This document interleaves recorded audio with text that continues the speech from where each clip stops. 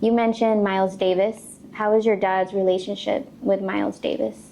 Oh man, that's great. They're really, really good friends, like best friends. I mean, Miles would call every week. He would call the house. I remember since I was 4 years old, he would call. And I'd pick up the phone because, I was always trying to be involved with my dad's stuff. And he'd answer the phone. He'd be like, "Hey, where the fuck your daddy at?"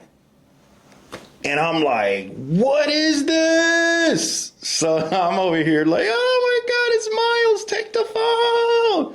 And he would do it to me every time, And, my dad would laugh. And how the conversation would go on after is a lot of laughter, some boom, boom pats, them talking about stuff that would happen, the gossip that would happen back then. And they were always talking about music. I'm talking about like every week. And Miles was always worried about my dad. He always called to check in. He was always worried about the health of people that he worked with. My dad would say that. Miles is a big presence in our family, even after death, even spiritually. I still have dreams about Miles Davis giving me advice. So that's how deep that goes. They had a bond beyond everything. Miles even told me one time, he said, "Yo, you need to understand how badass your dad is, because after we're gone, you got to tell everybody how badass he is." In Miles' voice, "You got to tell him we some bad motherfuckers.